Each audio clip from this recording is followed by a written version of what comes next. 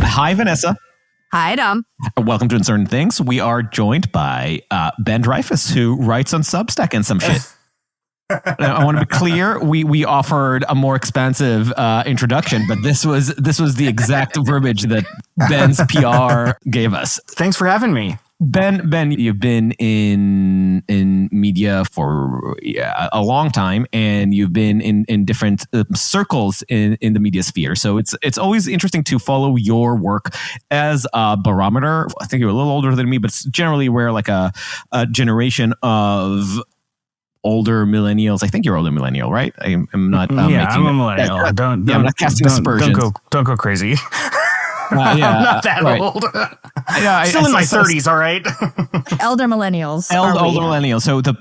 So it's an interesting barometer for me. In the past couple of weeks, it's been especially interesting because, for instance, you have been wading in and out of the pro-Palestine element in the Democratic Party. You've been wading in and out about the Mamdani's election and the reactions to the Mamdani elections, and you've been having idiosyncratic thoughts on all of that. So I thought I'm just going to summon you, and I would love to hear where your brain is on all these topics. And this is an especially understructured episode because it really is about me wanting to listen to Ben.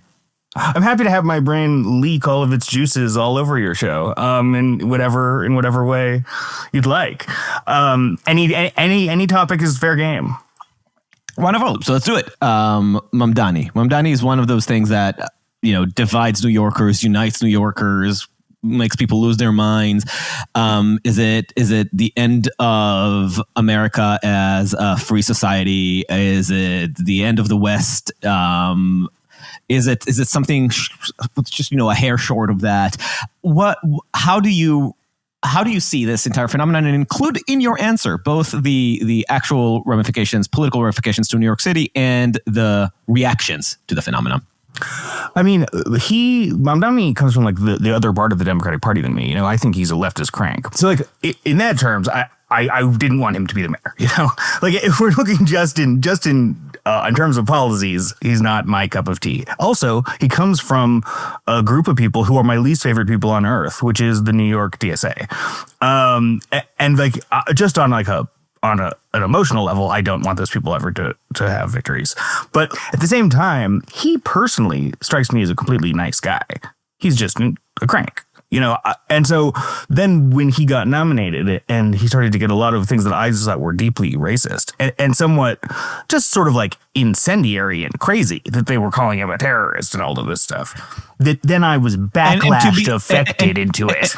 Right. So to be clear, that was when he got elected, one of the memes that started spreading. Elected or when he won the primary? Right, yeah, right. It was right that last few weeks where they were like throwing 9/11 memes at him and shit. Yeah. It's like how like we said never forget, and now we're electing a Muslim. Like it was wacky. Yeah.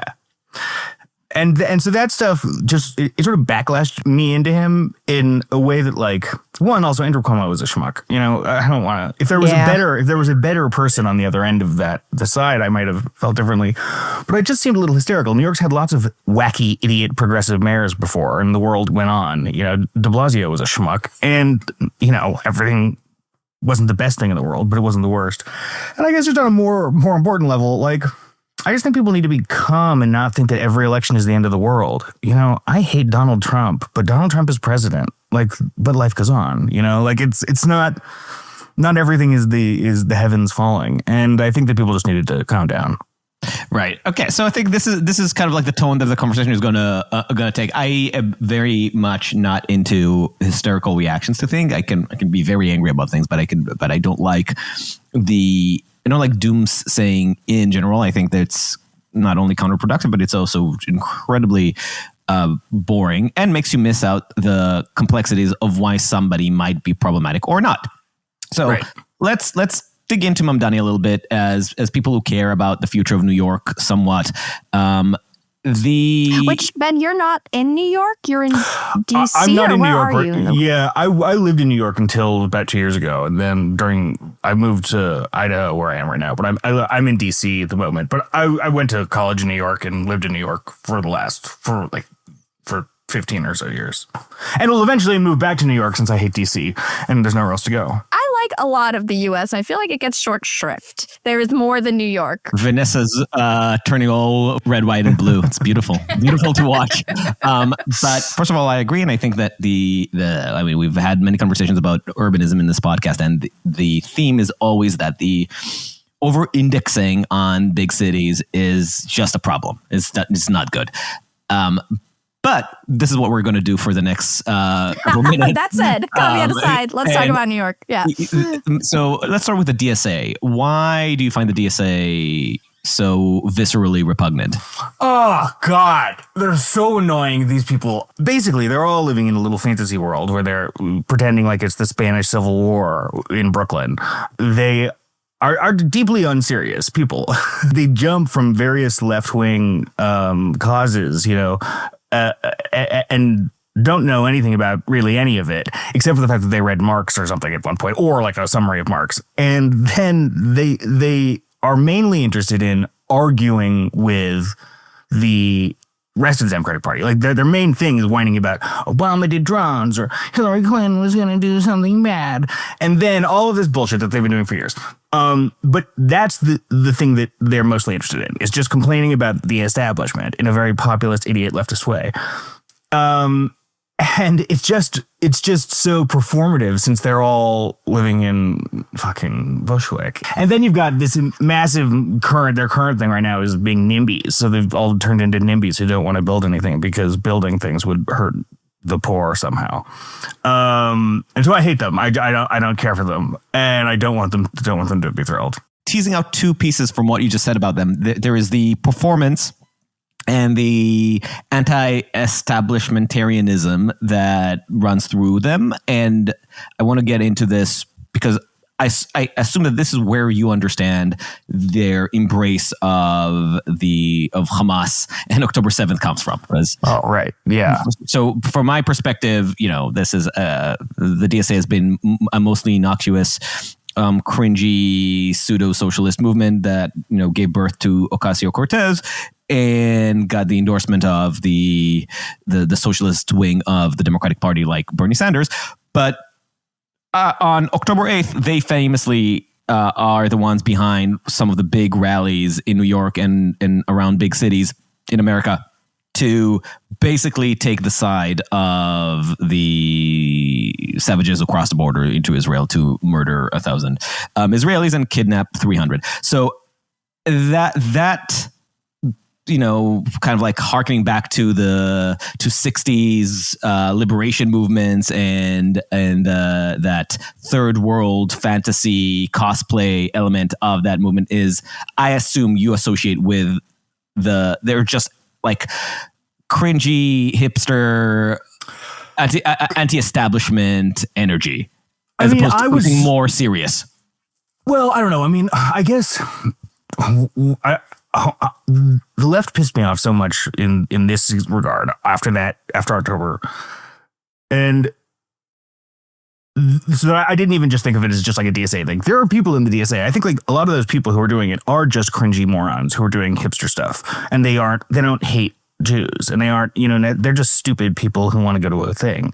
And they've heard the word colonialism. But there are also a lot of them who don't deserve that defense, There are a lot of them who have thought about it a lot and do hate Jews and do want to get rid of Israel.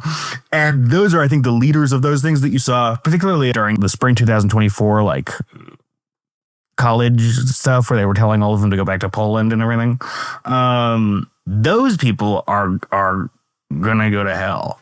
Like they've thought about it and they've chosen the wrong thing. How do you distinguish the two? Like Linda Sarsour is a woman. I don't know how directly actually associated she is with the DSA. She has her own racket, but Linda Sarsour as a type, she represents a real ideology. This is not just a hipster who is being drawn into defending third worldism, anti-Westernism, and probably most focusedly anti-Zionism, right? That's her mission. She's been on a mission to infect the Women's March with it in 2016, and she will find whatever conveyor belt for her ideology. And I think there are many other figures in the DSA who share that line, who understand American capitalism as the nexus of everything that is wrong in the world, and they understand Zionism as the incarnation of that evil and its, cancerous infiltration into the noble, savage East. So eradicating Zionism as the first step to eradicating the evil that is American capitalism is part of a bigger theological mission for many of the, I don't know if thinkers is the correct word, but many of the more ideologically bent figures on the DSA and broadly on the, what you call the cookie left, I would call the annihilist left. How do you, as somebody who belongs to the liberal faction of the Democratic Party, how do you, looking leftward and seeing all this evolve over the past decade, how do you distinguish between those ideological forces who really have an idea about what the world needs to be? As I said, I think it's a theological idea almost, certainly more than a serious economic idea. How do you distinguish them and what you would just call the rabble that is dragged because wearing a keffiyeh is cool? Yeah, that's a good way of putting the second group. So I used to work at Mother Jones, right, which is a famously left-wing magazine, and I went to it sort of ignorant of its history and thought it was just, we all like Obama, right? And then, of course, I spent 8 years getting increasingly angry, like not emails from like readers and old school donors and stuff like that, who didn't think of Mother Jones the way I did. They were here because they liked communists in the 70s. Like they were looking for this much more leftist ideological thing.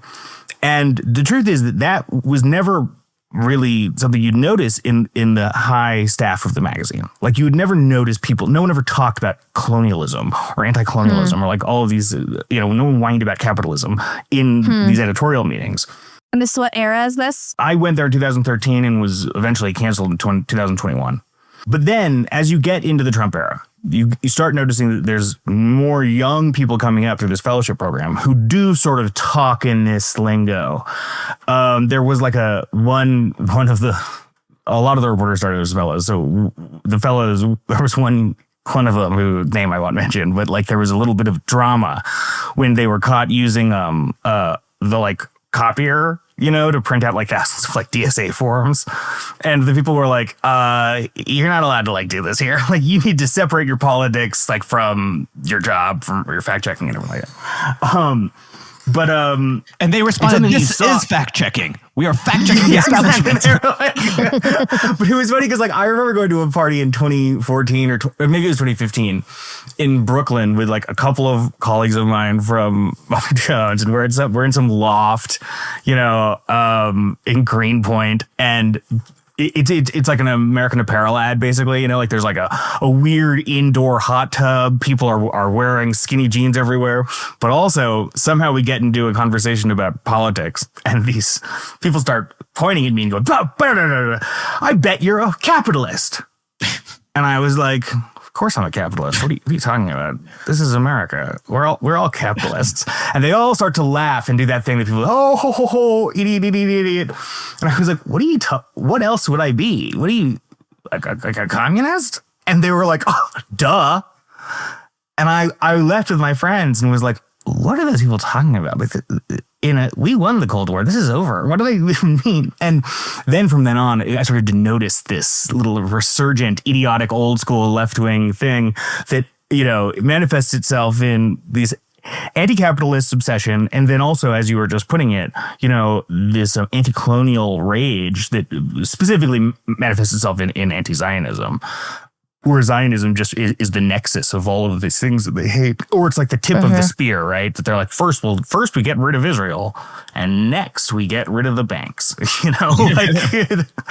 So it's difficult to tell the difference between them because in reality, I don't know that many people who I think are strongly the ideological type. I've encountered them a bit, and online I encounter them, obviously, because we all encounter the craziest people in the world online. But in general, in my years of sitting around lefty people, it's that most of them aren't strictly ideological at all. They have broad preferences, and then some of them haven't thought about it very much. And if you push them on it, or like try to bring them to certain things, they might agree. You'll find lots of things to agree about. But then there's the people who come up from college and really are ideologically zealot wackos about colonialism and won't shut up about it. I don't know how to tell them, those people, apart in real life, because I don't see them in real life a lot. I think that they're probably less in number than I worry and more in number than I hope. I think I heard you on a podcast. I can't remember which one now, but I think you said something along the lines of like, there's like 3 actually super duper lefty radical ideologues. And it's not really a problem until they end up convincing your kind of more normie, mainstream, gullible lefties. And that resonated with me because I consider myself a kind of normie, naive lefty. I can see how me, myself, and others like me can get captured. But I feel like the proportions are shifting in terms of like, they're going from being a minority. It feels like they're capturing more and more. And maybe it's going to like whiplash back at some point, and I hope it does. But I mean, are you also seeing this at like it's feeling less fringe now? Yeah, I mean, I am. I think like that is my belief generally, is that like the left, especially the far left, is like a rather tiny subset of historically of the Democratic Party, and that like only when this much larger group, which you and I are both in, it can like get worried by Republicans, get worried about the world, that like then will run to the left, and because the left always has a theory of the case. Like that's one thing you have to give them. They have a plan, and so like if Hillary Clinton just lost, and they're like, this Bernie resurgent movement has a theory, you're going to go with them in whatever way they want, or you're going to go down other weird progressive lanes just because they have a theory, even though it's a theory that makes no sense and it's toxically unpopular. And I think that you're right that like the numbers are skewing more than I would like to give that group. It's getting bigger. Mainly because of Donald Trump. Like, I think that he's just such a central factor in this. Like, the main thing that Democrats believe is that Donald Trump is bad. You know, if you take Donald Trump off, once he's not in office anymore, like, I honestly have no idea what's going to happen, because Democrats, he's been so central to our mind now for so long. Him being there always has that pressure point that makes most Democrats just scared a bit. And so there's a constant flow of people into the left that has excitement or plans or whatever it is. But then at the same time, I feel like all of us get a little too maybe over-interpret it because of the internet, where these people always punch above their weight. But then also like New York City, where it's already a very left-wing place. Mamdani winning in New York City doesn't mean anything about or Cincinnati or Idaho or anything like that. And so I'm always a little hesitant to it. But I do think you're right overall, is that like there's more people slowly going to the left a little, which is dangerous. I mean, if we were talking about the idea of an overtone window shift, the same way that Trump has made the Republican Party a lot more comfortable with men in masks raiding cities and grabbing people from their neighborhoods and kicking them across the border, I would say that you can argue that many people in the Democratic Party are becoming more and more comfortable with anti-capitalist ideas and really bad economics, and potentially even really, really dumb ideas about geopolitics. Yeah, right. And totally. It doesn't necessarily mean that everybody is buying into the full set of ideological fantasies, as Linda Sarsour, but they're just becoming more and more comfortable. And as you know, there's a charismatic power to success. And a few of my students at Yeshiva University asked me when Mamdani was elected, they asked me how much impact is that actually going to have on New York City? And I said, theoretically, many of the things that he wants to do, he cannot achieve by himself. However, Right. success has its charisma. And the question is, how much will the charisma of his success break the brains of the people around him and will create a permission structure for him to extend beyond the limits and the scope of his actual position? And we'll have to wait and see. But the thing is that this is affecting not just the people surrounding Mamdani, who may, due to his resounding election, may bend the rules a little bit, but this also has an effect on Democrats around the country, looking at them and saying, well, maybe this does work. And you could see many moderate Democrats actually shifting their rhetoric leftwards and, dumbing their previous policies, exactly as happened to Republicans after Trump won 2016. Right? Like a lot of old school conservatives suddenly discovered the beauty of tariffs and discovered the beauty of really incoherent like Trumponomics, right? And those are people who have been paid by think tanks for decades to say the opposite, to posit the exact opposite theory of macroeconomics, suddenly being enamored with capturing the Federal Reserves and just the president forcing down interest rates and shit like that. So I don't know. You don't need a lot of true ideologues in the party for the party to shift towards idiocy. Yeah, I mean, 100%, right? Like, I think like you saw so much of that also, like, in the way people respond to anything, like October 7th made me, as like a Jew, this wasn't really one of my main topics, Israel, in my life. I've been to Israel, but like it's not something that has focused my mind a lot when I was growing So why up. did you call your Substack Jewy McJewface Talks About Israel?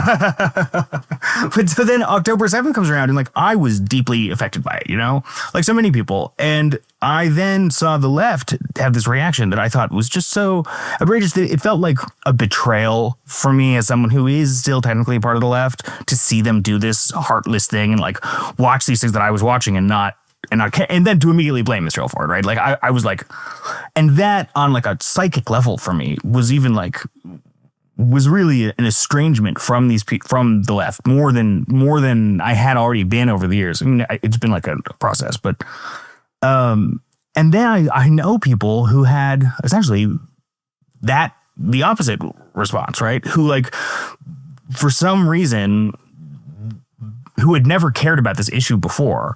Then when I saw in like November, at which point I was a fucking Zionist, like wacko, it was like, go get it. We got to do everything. I'd been red-pilled into all of it. I went and spoke to some friends of mine who I hadn't seen in a while, and they had become fucking anti-colonial Palestinian activists or whatever, and I was like, we were all repelled by each other in the moment. You were donning IDF uniforms. Yeah, exactly. I was like, I had owned a kefaya in like 2003 as a fashion statement and like burned it and was like, I don't want this. But then I still knew them. I knew those people and knew that are you still friendly with them or did it put a rift between you? So that's the thing is I am still friends with them. Like it basically, in the beginning, I think we both went about each other. And then it took a minute of choosing not to engage with this, like just like intentional. But then, of course, that doesn't work. Eventually, you do end up having to talk about it because you're both thinking about it in the back of your brains all the time. And one day you're drunk and you say, all right, I'll talk to you about it. And they, I've been waiting to talk to you. And the thing is that when you then do it, I did find that like a lot of those people genuinely were not pro-Hamas. Like they genuinely were not like that. They didn't like various things about the setup with Israel and Palestine. But they also, when you explain to them, like they would say that stupid fucking thing that the Hamas is about, from the river to the sea. They'd be like, we want from the river to the sea. And I was like, so you don't want Israel to exist? They said, no, it can exist. Just two-state solution. And I was like, well, I also want a two-state solution. But that's not what from the river to, it's right in there, from the river to the sea. And they would go, oh, well, you're right. It's just a saying, I guess. I don't know. But two-state, yeah, I'm happy with a two-state. And, you know, so you could like push it and realize like within this rhetoric that they're borrowing from more extremist people who know more about it, there was still this area of concord where they were still rational and sane people, at least to some extent, as far as I am on the other way. And I think that like a lot of people like that, when you then move away the foam of them being so stupid that they don't know what from the river to the sea means, at the end of the day, in their heart, they aren't saying send all the Jews back to Poland, which would be something that would be a problem for me on a friend level. Like that, if they actually were that, I wouldn't be able to forgive it. But if what we disagree is the tone of a two-state, like where the line is, sure, good people can disagree about that one. No, but that's a dangerous place to leave it somewhat. If their their stupidity foam was so thick that genocidal slogans that were promulgated to them by people who knew more were able to catch. You luckily were able to diffuse those slogans by explaining to them what it means and still speak to their better nature. But that doesn't mean that it would necessarily work if, first of all, if the conversation had gone a different way. And also, there's always a question. You try to placate the person that you're speaking to when you have a conversation. And this is the truly de-radicalizing magic of conversations and I would argue, the great genius of the liberal experiment. But when people go back to their homes and to their echo chambers and their ideological bubbles, they may reclaim from the river to the sea, despite the context that they have supposedly gained about it. And that means that when they vote, when they protest, when they speak out, they will still reflect those genocidal ideas that have been inserted to them through the ideologues. And at that point, how do you see those, not necessarily those specific friends that you're encountering, but that type of friend who's clearly a good soul liberal that has been captured by really bad ideas? I don't know. I mean, that's the very question, right? Like, how do you, because obviously there's been a lot of like research into like de-radicalizing people from extremist hate groups, right? Like from, you know, like how white supremacists get out and get rid of the tattoos and stuff like that, you know?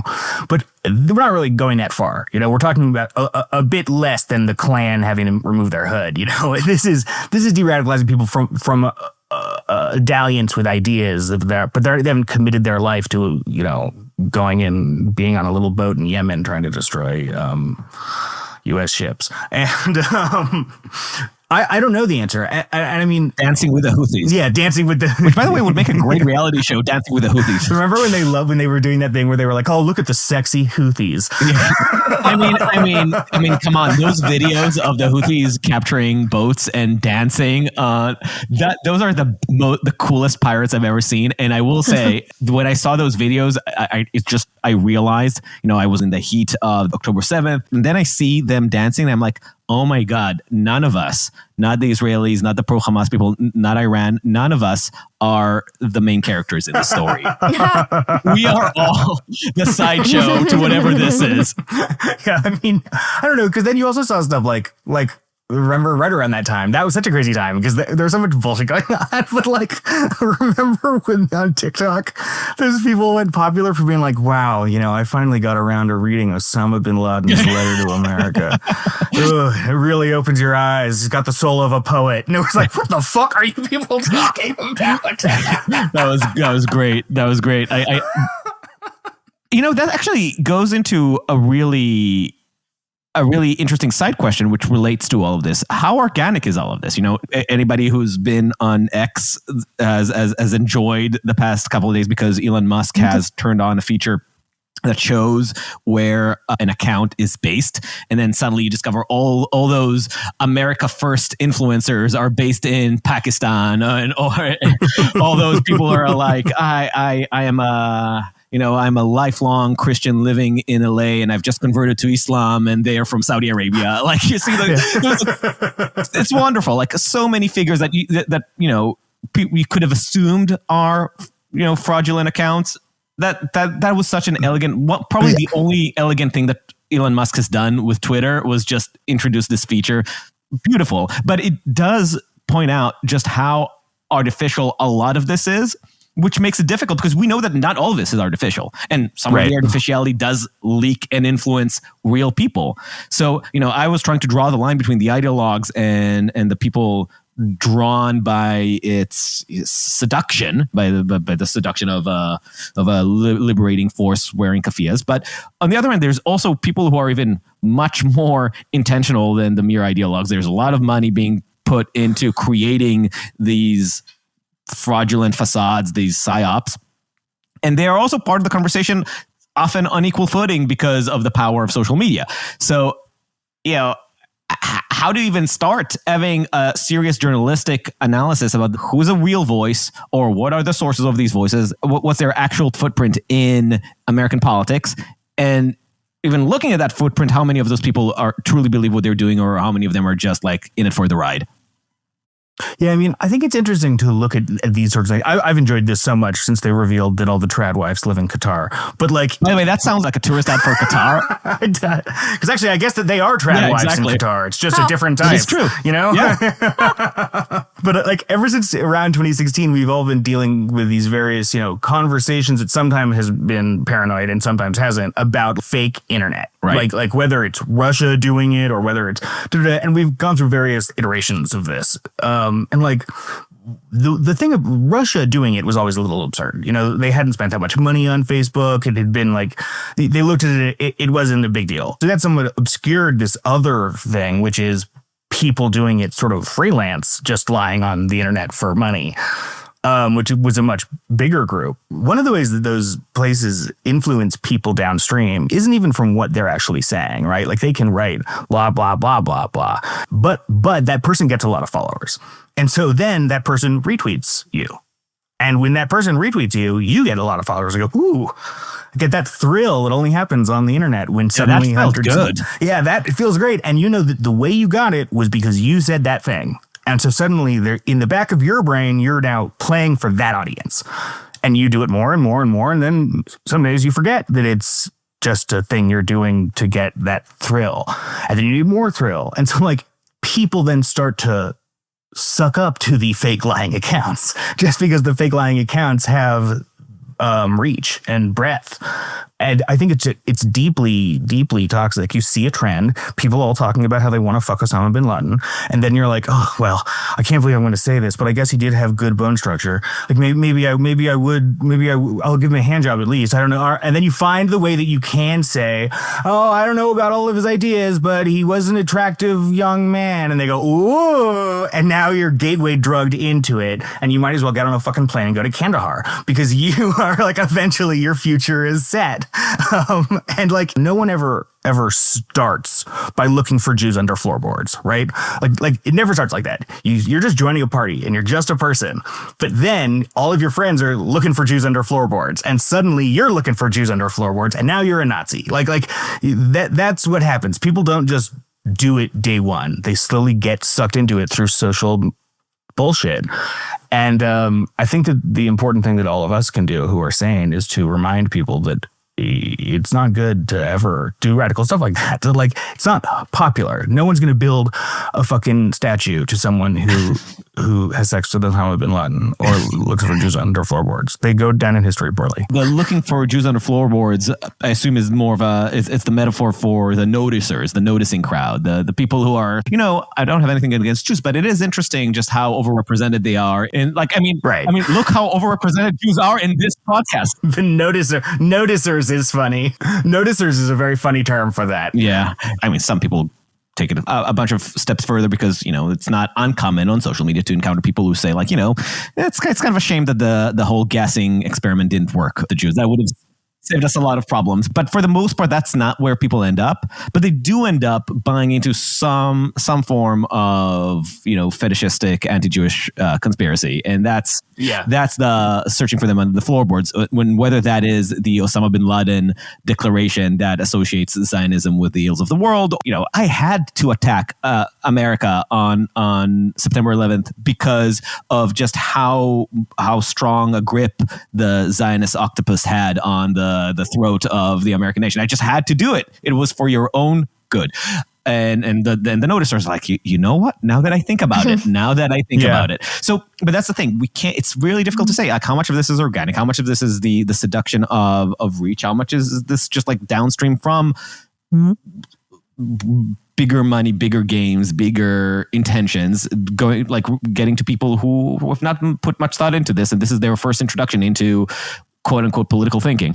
It's funny. I was reading a book about Japan in the 1930s. It was written in like 1942 by the former New York Times bureau chief for Tokyo, and he'd come back to America. And this book is hilariously, it's called Governance by Assassination, and it's basically framed as all right, America, we've been attacked. Let me tell you about our new Jap enemy. Okay, it's very like hysterical, because of the situation. But it's amazing because it describes all of these little things of history that have been lost to time mostly because we don't remember who cares about these little steps that happened in Japan domestically in the 1930s, but they were constantly assassinating their leaders who were trying to be moderate, and they were being killed by these junior officers who kept killing them because they were too moderate. They wouldn't let the military go and take over all China, and they wouldn't let them do all of these things. And every time that it happened, and it happens like 6 times in the 1930s, every time, the police come and arrest these junior officers who are holding a gun standing next to the dead prime minister. And the police grab them and go, and they go, we're taking you to jail. And they go, all right. And then it gets in the newspapers and people go, all right, well, they did go too far. But they did have a point. We should have been allowed to go and take. They cared. They were hearts were in the right place, and so all of them are then set free. Continuously they are just given a slap on the wrist or probation. At one point, this happens eventually, 37, and even the emperor's like, "No, you can't let them out again. You've been letting them out every time, and it's just causing more assassinations. I want these ones prosecuted." So finally, they did prosecute two killers of prime ministers, but they had already let a bunch of them free. And so then all of this empowered these radical movements that then took over these institutions that led to World War II on their end. But it's just amazing to see that thing of people going, well, their heart was in the right place. I wouldn't have killed the prime minister, but I will say. And then, you saw the most disgusting version of this on the left when that guy was killed last year, right? When the healthcare executive was Mangione. When he was gunned down in the street in cold blood in just an act of, straight out murder. There's no cutesy way around it. And then all of these people, some of them were straight out celebrating it and were like, good, ha ha. And other ones were saying, well, I wouldn't have done it, but I see why other people might. He did have blood on his hands. And no. We're playing footsie with killers now. There's no, you don't need to hand it to the killers. It's bad. And it's the same sort of stuff as getting close to creating permission structures that is so dangerous because then eventually some lunatic actually takes the chance. I just want to say about the Mangione discourse, the thirsting for Luigi moment in our politics. There were people who didn't even stop short of full-on endorsing the murder. Taylor Lorenz was just flat out smirking and clapping and waiting for the next one. I mean, all right. So Taylor and I are close friends, and Taylor is one of those people who I was describing earlier. Were had some bad ideas. We both got some politics that have to set those aside because I know Taylor's heart, but only on a personal level, and I completely understand why other people who don't have that might think she's a lunatic. But I do know Taylor, and I know that she didn't mean she's not pro murder, but I also know that she looked like it that day. And I think that some of it is that in an interview, right? This is not like somebody recorded her at a bar and she was drunk and making jokes. This was an interview to which she supposedly prepared. But she never said good. Let's go. But she did what we're talking about. She did. I can understand why a lot of the healthcare companies in America. So who? And a whole bunch of them all did stuff on Blue Sky that day where they were whoo, and they were all getting little thrills of their back to do this. And I think that some of it is that they are all spending so much time together. These lefty cranks that like they're talking in their own grammar a bit, and like in some level, I guess I don't want to defend too much here, but I also want to make just a general broad phenomenon defense where like I know what it is like to say something to someone where they're within our own context stream, they will get that I am not actually saying what I'm saying because of course I don't mean that thing. You know, like I've said, kill yourself to a friend, and like I know they won't take it seriously because of course I don't want them to kill themselves, right? It's just a rhetoric. And I think that sometimes when people are so siloed into like this disgusting blue sky area where they're all fucking lunatics biting at each other, that like then when we look into it, I'm like, huh. And I'm like, you're all killers. You're killers and madmen. And then when I say that to them, they might get a little offended at the notion and dive into it more and push it more just because it's so offensive to them. This is a general defense of the like sociological thing going on and not a specific No, I understand. But what you're saying is the breakdown between the private and the public that is created by social media, where it gives you the sense that you're talking to a very closed community where you can have your very dark humor, but is in fact available publicly.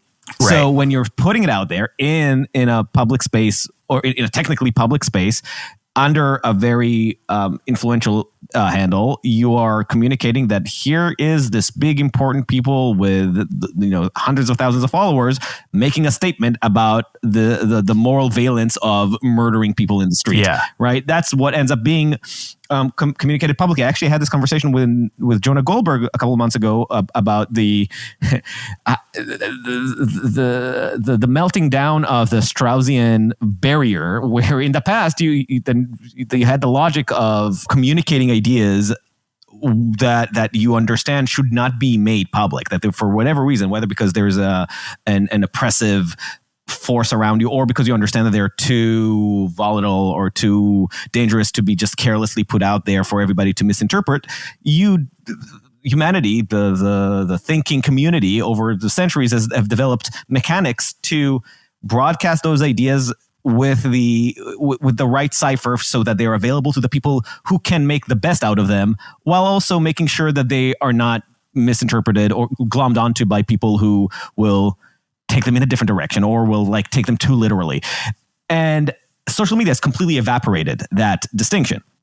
That's not good. But on the other hand, at some point when you are, I would say that already social media, you should be responsible for what you're saying, understanding that this is actually a public outlet, not a private one. But secondly, when you are, like I said, I don't want to like focus on Taylor, but when you're having an interview on camera and you've lost the ability to filter out your blue sky language or your blue sky, even if not the language, but the blue sky giddiness, that's stresses into a problem, especially coming from some of the same people who only 6-7 years ago would have wanted to destroy the careers of anybody who had at some point in their back catalog a podcast where they said something that was a little out of step with current public opinion. So I feel like those are sometimes the very same people who demand the most stringent public hygiene from their enemies,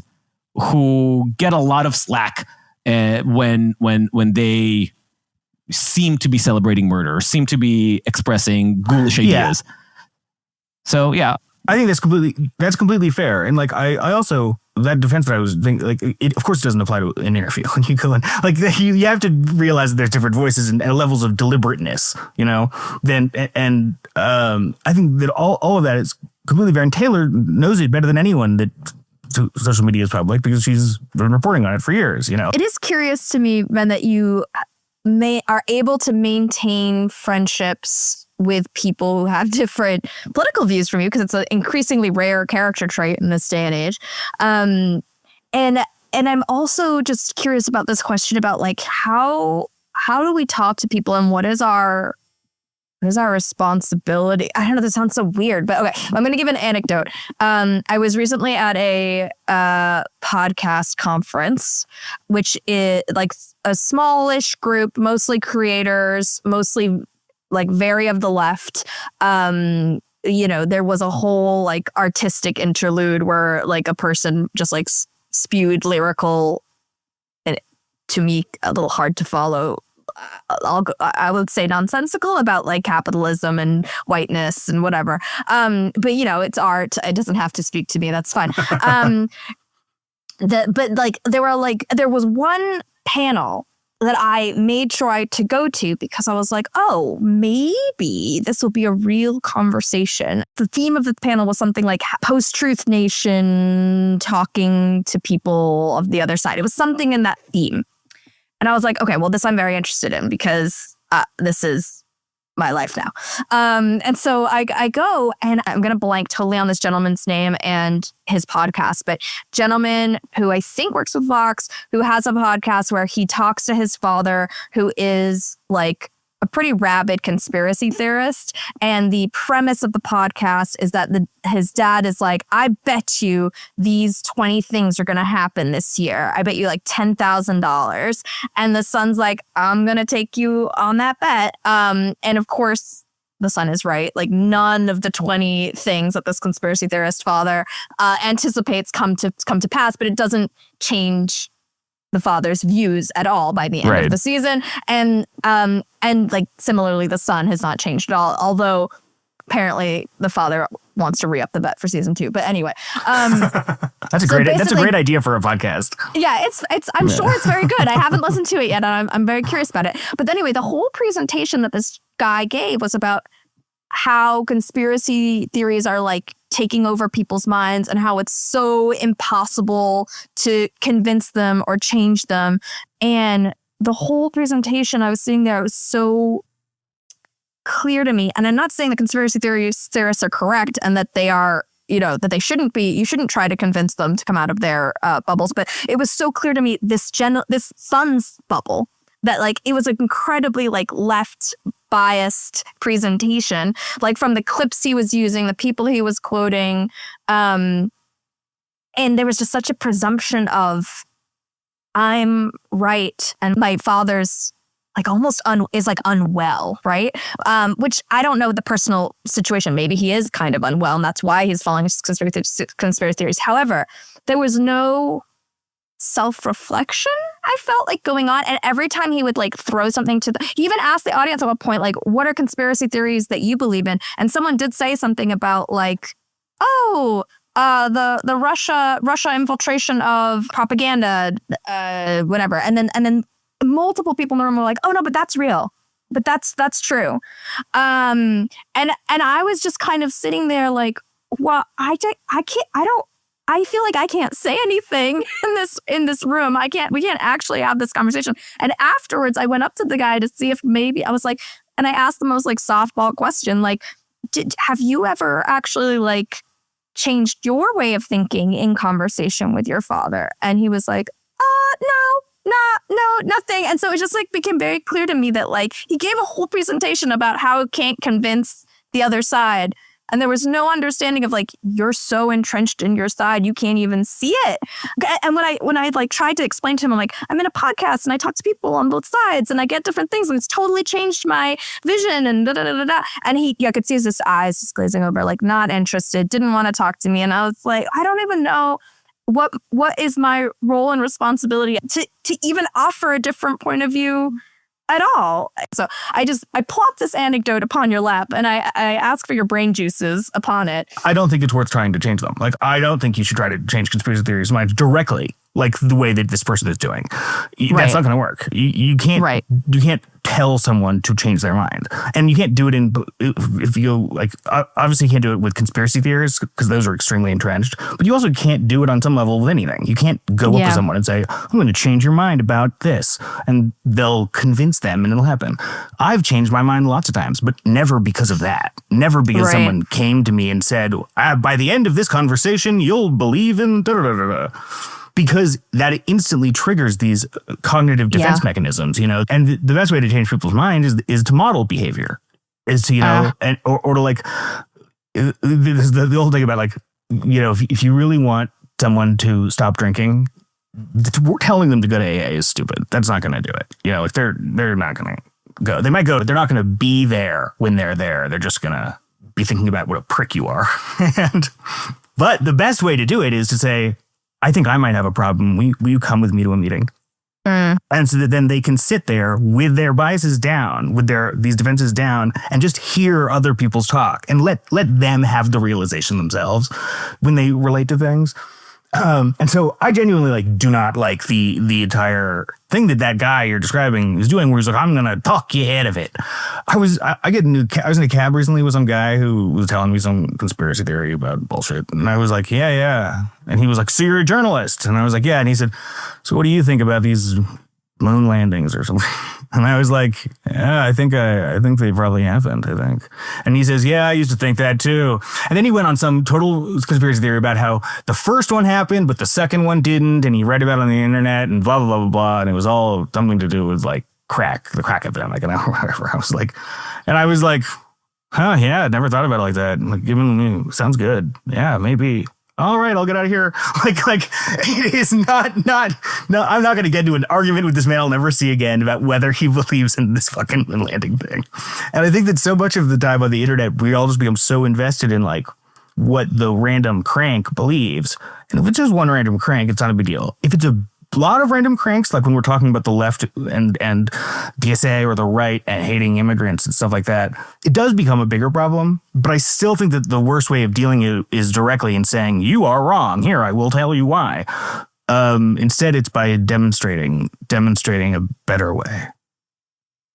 I think the thing that stood out to me, though, for him was just the lack of self-awareness. Right. Like he was spending so much time analyzing why people get sucked into these biased ways of thinking. And although it was more extreme, there was just so little awareness of that his own kind of infiltration.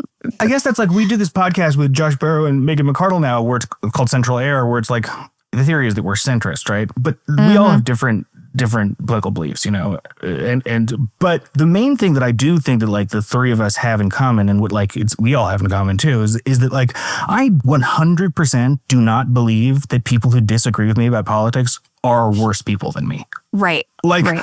I have changed my mind a bunch about stuff. And so I know within my own experience that I wasn't a bad person then. I wasn't a bad person when I was wrong about some of this stuff. I had the same soul, and I will change my mind more. And so I just don't understand these people who are so confident that because of these disagreements about stuff that it means that the other person is evil in their soul in a way that is disqualifying.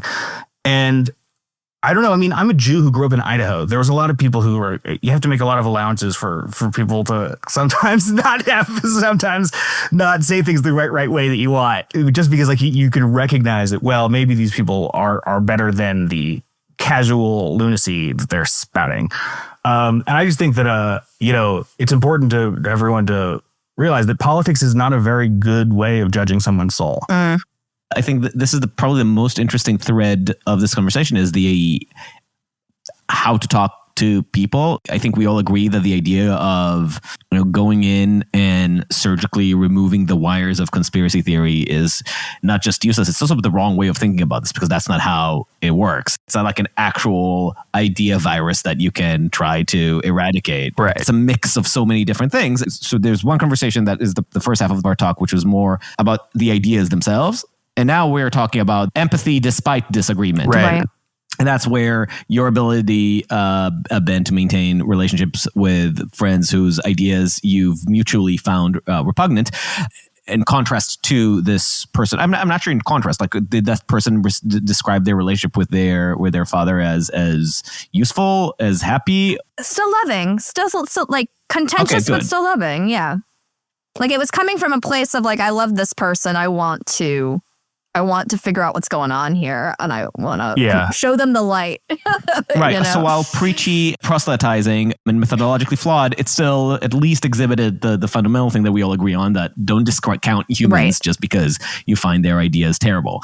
But how do we do that? Except, like, how do we actually succeed in doing this? And you've given an example of people that you were able to get to that point after enough drinks and enough common grounds that were discovered. But what if you don't find those common grounds? Do you give up on people, or do you take the seasonally Thanksgiving approach of we're not going to talk about politics anymore? Our relationship is going to be a tiny bit more dead, or what? I mean, I in general, like, I know this sounds insane since I work in politics and talk about politics constantly, but like in my real life, I don't talk about politics that much, just because, like, to be honest, most of the people I know, we all agree on politics. We all have the same sort of boring center-left beliefs, and so, like, there's nothing terribly interesting to say unless we all just want to go over it. I'm talking about just, like, socially. So what do you do when you can't get to that common place with people? I don't really know. I mean, I've never actually had a situation where I really couldn't find anything to... I'll tell you a funny story. From Mother Jones, okay? We had, who is that fucking Nazi guy in 2016? Richard Spencer, yeah. Yeah, like actual Nazi, we had a reporter who wrote a profile on him right before the 2016 election. So it came out, and we actually it became like a viral meme because we said, like, this dapper Nazi it is the headline or something like that. And people were like, dapper? You're trying to make Nazis cool. But the story was about how, like, this guy's trying to rebrand his hate beliefs make them into a little jar that he can sell to the GOP. And then it was a really good article, and it was written by one of our best reporters, like a senior, one of the best reporters. And they do this thing every couple of months where they have one of the best reporters come and give a little class to the fellows about whatever their best thing is. And so that guy comes to give this speech, and he uses that story as the example of, I flew out to Montana, I spent a lot of time with him, and he says, and what I need to explain to you is, why would this Nazi let Mother Jones in the door? Like, why would he allow him to come stay at his house when he must have known somewhere in the back of his mind that this was going to be, I wasn't going to write good Nazi. Like, that wasn't cool. That wasn't going to happen. And he says, basically, we had a lot of conversations where I talked about stuff we would agree on. We talked about how he likes his family. We talked about how nice it is to go to Thanksgiving. We talked about sports. We talked about the weather. We talked about how pretty Montana is, or whatever the fuck. And he did that for hours, like multiple times, until finally Richard Spencer said, all right. We can talk about the other thing, because he's just lulled him, I guess, into this sense of concord. And then, of course, Richard Spencer says all this terrible stuff that Josh wrote down and wrote this awful profile about how he's a terrible person. So Josh tells the story. This shouldn't be new to reporters. This is obviously what you do when you're trying to get interviews from people who hate you. And he tells the story, and the fellows, the 23-year-olds, like, rebel and get really mad at Josh. And are like, how could you? I couldn't have talked about how I liked hamburgers with that Nazi at all. You should have made these points about how trans lives are real lives. And, like, went off on this thing where their idea was that Josh should have flown to Montana, sit down to them, turn on the tape recorder and go, let me tell you why you're an idiot. And Josh was taken aback in that thing and was like, I was trying to get a story out of it. I wasn't trying to, like, debate him. There's no debating this. This is a subject. And the disconnect in that moment, you could just see people who were looking at this. Josh was looking at it as a reporter who was trying to get a story. His political beliefs are that he probably works at Mother Jones, but it's not going to infect everything he does every minute of the day. And these people were activists who wanted a combative activist thing to feel good about shouting at the Nazi. And I just think that one of the things that's happened in the last decade is too many people like those fellows have taken over a lot of these institutions, and too few of them are like Josh, who was able to set it aside enough to do his job. And they were all a little worse for that change. Double clicking on this topic is going into our entire past catalog of conversations. Like, I feel like there are so many ready-made rants in me about this, so I'm actively suppressing it out of deference for our listeners. So tactically, I'm making the executive decision to ask you open up one more topic before letting you go, because I have referred to it at the beginning. in talking about the DSA, you said something that I wanted to refer back to, which is that they are now NIMBYs. And I think that's an interesting little point for us. Again, we have an urbanist streak in this podcast as well. And that's an interesting statement. I want to have you like unpack it a little bit. Like, wasn't your party, to the extent that you associate with the Democratic Party, weren't your people, weren't your folks just a second ago rediscovering the value of the market and writing about abundance and how good it is to allow places to grow and act entrepreneurially, and how crucial it is for the survival of the cities? Weren't we? Didn't we just get there, and now we're in rapid backslide to, no, you know what we need to do? We need to regulate housing more. Right. I mean, I agree 100%. Like we've been slowly moving towards all of these things. Like in the same part of the Democratic Party, it's been opening itself up, mirroring my own feelings of like a warmness towards the marketplace that I didn't have when I was younger, and realizing sort of the benefits of all of these things. And you can chart that also in Ezra Klein, then he writes that book, Abundance, that sort of is completely inoffensive, takes all of these ideas that are somewhat common sense and been swirling around in the Democratic Party for a while. And the left freaks out and is like, how dare you, Ezra? How could you? Number one, like, hate villain on the left is Ezra Klein now. The problem, I think, with them is that, like, abundance is essentially an argument for Democrats to ignore the left. It's saying that there's a lot of toxic ideas in these progressive blue states, particularly in California and stuff like that, where Democrats sort of run wild. And that they've led to screwed up governance and screwed up stuff. And then they become very popular in those places. Right. It's important to say that the argument, and this is where I credit Ezra, is that it is an empirical argument. It's not a philosophical argument that your ideas are weird and are going to take us into bad places. His argument is your ideas are bad and have been proven to be bad because every place they've been tried over the past several decades has become a rapid decline in quality of life, and in all the services that you claim to want, generally failed experiments. Yeah, and I mean, he also does the thing that I think which is healthy, where he has, his opinions have changed as the facts have come in. He's like, I've seen these things in these places. I lived in San Francisco and blah blah blah, and a lot of stuff didn't work. They with noble intentions, but we need to change all of it. But it's an argument for Democrats to, like, not fall for these sort of, like, progressive things on the left that are appealing but pushed in weird parts of the country. But leftists don't like that argument, of course, because it's an argument to ignore them. And so they have taken that book as insisting on it's an argument for them. And they say, oh, there's no part of abundance that's convinced me. And it's like, well, none of it's for you. We just want you to shut the fuck up and maybe go start your own party called the Communist Party. But like, so you end up, they then knee jerk against everything towards it. So you get people who are just like, oh, Bill, I think we should build, but only if it's affordable housing that is done and will never happen.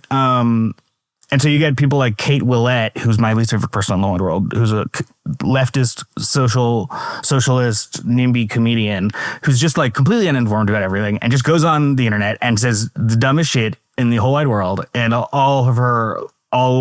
these people on the left, NIMBY left, are like, yeah, whew, good, you proved it. It is the developers and Ezra, and a lot of Jews on that list. It's like, it all gets vaguely, like, conspiratorial and anti-Semitic too. There was just this article, I don't remember where it was published, about the fund associated with Zionism or something in Israel that is buying some real estate somewhere in Utah or something, and you're like, yeah, this is why we have an affordability crisis. Right. It is, once again, the Jews. But that brings us full circle, because we joke, but this is kind of sorta, I'm saying kind of sorta, but literally the rhetoric of our new mayor in New York, because he does see Zionism as the forefront of every problem, the laces on the boot of the NYPD, the pressurizing forces on the economy, it all comes down to it. Now, whether or not that will actually play out in, best case scenario, this doesn't play out at all in any of his policies. Right. And then his policies are still bad. And then they're just bad in terms of being like counter affordability, right? By creating more restrictions on development and adding more regulations. So best case scenario, they're just anti-affordability, anti-abundance. Worst case scenario, it's going to be ideologically infused anti-abundance. Right. I mean, the worst case scenario is quite bad, but he did say some okay things about housing. But I think that the overwhelming likelihood that's going to happen to him is what happens to every New York City mayor, which is they don't actually have the power to do a lot of this. You know, like he can't raise taxes. Albany has to do that. He can't do which goes to the stuff. charismatic power of success. Our current governor is very much enamored with his clout, if not with his policy specifically. And she clearly recognizes where the wind is blowing in preparation for her own gubernatorial race. She is unlikely to get into loggerheads with the new superstar of the Democratic Party. Well, she also might not have to because the Senate can do that. You know, like there's like upstate senators who don't have to worry about what, you know, New York City thinks. But I take your point. I guess that I think that one of he's almost certainly as popular as he'll ever be right now before taking office. You know, like the second he's actually mayor, his popularity is going to enter at least a slow decline, but possibly a precipitous decline. So Star Mamdani today isn't the one who's going to be mattering in the spring and in the summer. People don't even know what to blame them for, mayors for, because of like federalism in this country. So confusing. They was like, is it the economy? You know, are they blaming something that should go to the governor? What about the subways? Well, that's actually upstate. You know, like nobody knows anything. And since he's almost certainly not going to be able to fucking do he's not going to be able to create a new department that does social services instead of enter 911 calls. And so like these are all things that at a minimum will not happen within a year. Here's the other thing. The left never wins any elections, okay? The left is a loser. The left couldn't get fucked in a whorehouse. And so they do not know what it is like to win. And they are not prepared for what happens when you actually have that person become a real leader who has to do things and has to make the compromises that you make in office. And as someone who is a centrist Democrat who wins all the time, I can tell as an old money winner, these new money people are in for disappointment. You know, he is not going to do all of this shit. And when he doesn't, they're all those smiles are going to turn into frowns. And it's going to be delightful for me to watch because I'm going to watch the content and it's going to be great. But also, I think it'll help the factional war, perhaps, that I'm engaged in against the left for control. I mean, yeah, you're fantasizing about the great coming curdling of the barista socialists, but Yeah. Well, we'll see. I want the best for New York. I've said many times I care much more about my neighborhoods and my city being a livable place than about winning any ideological points. Yeah. So we'll see how Brother Zoran, peace be upon him, plays out. I'm not saying he's gonna do. I think that him not doing anything is the most successful thing he can do. Basically, I agree. But we'll see. In contrast, do think that there is a corrupting power to charismatic success. As I've said, I think we've seen that with Trump, and that expanded the menu of possibilities of what an administrative state can do. And I can see some of that potentially happening here. But we'll wait and see. Oh, can I ask a really quick question before the standard closer? I've noticed that among our millennial brethren, it's kind of hard to be funny and it's hard to be a little spiky. And that's kind of your brand of being a little spiky, a little funny. Whether people get it or not is another question. Yeah. Sometimes they take you very seriously when they shouldn't. And I'm just curious, why do you What a think sad statement that it's hard to be funny. Yeah. It is hard to be funny. I guess what I mean, maybe for you it's not. What is it about you that makes it not hard? And why do you think the rest of us are quivering in our boots, afraid to try and be funny? A mental illness, I guess, is the answer to that. I've been having a abrasive sense of humor since I was a kid, and basically I decided at some point in adolescence or a little later that I was not gonna do anything about it. That I was gonna let the chips fall where they may. And that's had benefits and negatives. But I do think that a lot of people aren't funny. A lot of people are a little worried. That's fair. Are a little too worried about what's going to happen. But So you're saying they should come down? yeah, they should come down. But I'll tell you another quick anecdote, because I know this is a tangent. This one will be short. When I was a kid, I got in trouble at school one day for some bullshit. And I said something mean to a teacher or whatever. And get sent home. And my dad hears about it. And he says, Ben, he's telling me, like, you learn how to read a room and stuff. And he says, 10 men tell you you're drunk, lie down, and all that's bullshit. And I said, like, Dad, I am who I am, you know. I can't stop being funny. He says, I'm not trying to do that. I'm not trying to do that. And he says, but here's the deal, Ben. On a good day, 60% of people you meet will like you. And on a bad day, 40% of people will like you. And what you need to do is try to be more 60 days than 40 days. But on even your best day, 40% are going to dislike you because you're a weirdo. And so don't ever try to hit for 100. And I honestly think that there's too many people trying to hit for 100. You're never going to do it. Like, there's always going to be someone who doesn't like you for some bullshit reason that maybe isn't your fault. Maybe you're just maybe they're just having a bad day. Maybe they don't like the color of your suit. Maybe whatever it is. But I have friends who will lose their mind if they think one person in the room doesn't like them. Right. And I think that those are handcuffs. And I think you free yourself of the bourgeois morality and accept that you can be funny and let the chips fall where they may. People need to, like, relax, first of all, find things funny again. Chill I think out. this is part of the problem. This is part of the thing that's holding us back. I had a conversation with Matt Welch, one drunken conversation once, about how chill culture is so historically American. We need to rediscover who we really are. Totally. I mean, I have this photo over here on my wall of Steve McQueen in Le Mans. And, like, America is known for being cool. And the definition of cool is chill. Like, you can't be cool and care about bullshit. Like, caring about bullshit is the least cool thing you can do. But so, yeah, I agree with you 100%. Reclaim the chill. Yeah. Ben, how do you diagnose the blind spot, or at least a blind spot on the left and a blind spot on the right? I mean, the right is infected with a long-standing history of racism. You know, I think that, like, there's some exceptions to it, but I think they've gotten better at it. But I do think that, like, And you think they have a blind spot to that? I think that they've been told about it so much that they've built up a blind spot to it in defense. A defensive blind. Because I don't think shouting at them and telling them it over and over is helpful. But I think that, like, they have now, they're so, and, like, somewhat fairly, the left has overused the racism term somewhat against them so much that now they're completely, like, unopen to ever thinking about it really in any way. And I just think, I don't think that's everybody. I don't think it's all of them, but I do think that remains a problem on the right in some capacity. On the left, I think that the problem is that they're the most fucking annoying people in the whole wide world, and that people generally find their scolding nanny behavior, whiny bullshit, incredibly unlikable. Like, it's an unlikable thing. People don't want to be around it, and so they push people away.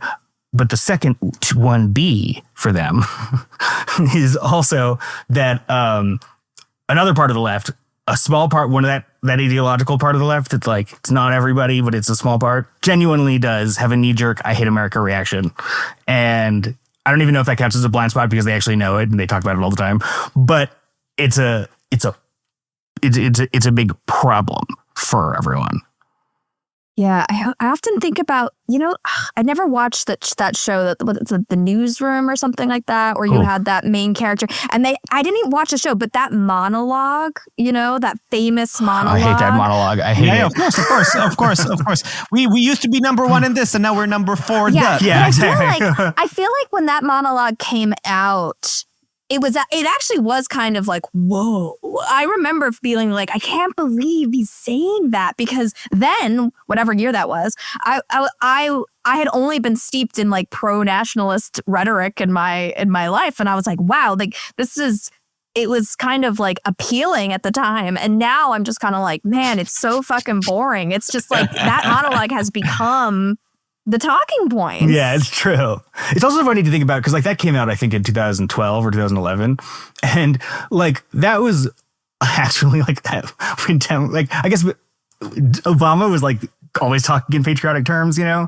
He was always about how like, yay, we've had it. Even if whatever, his supporters always didn't necessarily believe it, but like it was a very rah America moment for us looking back. But I think Aaron Sorkin, who is the basic, you know, the mainstream liberal in America, did write that because he just didn't like the Tea Party. He had like one bad election, a couple of months. He saw the Tea Party. He was like, oh, well, you know what? America's in decline. We've done, and how quick he was to turn on it, right? Like how quick he was. And I think, oh, God. Yeah, they should rediscover their love for America. As somebody whose main lens to analyze the world is cultural and aesthetic, I really see, like, even the way that you described it, Vanessa, is kind of funny because it says how much I think of the reaction to this was a gut reaction to the tackiness of Bush era patriotism. Just feels edgier to hate America, right? It's like, It's not really actually like, let's compare where we've been successful and where we've declined and what we want to do to change it. There's no policy prescriptions implied in that monologue. It's just, I don't like those blue, white, and red confetti. I like cavailing about the state of America. And it fits with the, you know, that moment of being impassioned about Jon Stewart and everybody who gives you a good rant about how America sucks. Really? And like, it's like the original, you know, red pilling, I guess. That was the red pilling on the left originally. And, you know, for some good reasons, but still, a lot of it is just an aesthetic, I think, repulsion from Bush era. I mean, there's no people. I mean, people in America are the luckiest people who've ever lived. You know, there's no, you know, the only time it isn't perfect is if you live in heaven, or in Monaco, but no one lives in Monaco. You know, it's like, and then it's funny. The Jon Stewart thing is that like Jon Stewart does those rants all the time, but got famous for doing them and people would love. And then Apple gave him his podcast and that show where he was given time to expound on his thoughts in non-funny ways, and he doesn't know what the fuck he's talking about. Of course, like he comes out that like so many people, he has heard a couple of like topics and has some opinions, but cannot talk about them at length with people who actually know what they're talking about, because what he's an expert in is being funny on television. He's not an expert in any policies. And so it's sort of like, it's looking behind the curtain in Wizard of Oz when he did that. There's this one amazing clip that you have to look up where he's talking to Janet Yellen about something, and he's trying to ask like, why isn't Walmart owned by workers and the state? And she has to go, so in capitalism. And she has to like kindly explain to him what capitalism is. Anyways, so I just think that's a very funny on the nose example of it. Ben, thank you so much. Go and find Ben all over Substacks. You have like 4 different Substacks, don't you? Calm Down is my main Substack, and then I'm on Central Air Podcast with Josh and Megan. But everything is discoverable on Substack, the one and only. Ben Dreyfuss, thank you so much, and thank you all for listening to Uncertain Things. Find us on uncertain.substack.com, wherever you get your podcast. Give us a rating, give us a whatever. Share us with your friends and enemies, and stay sane.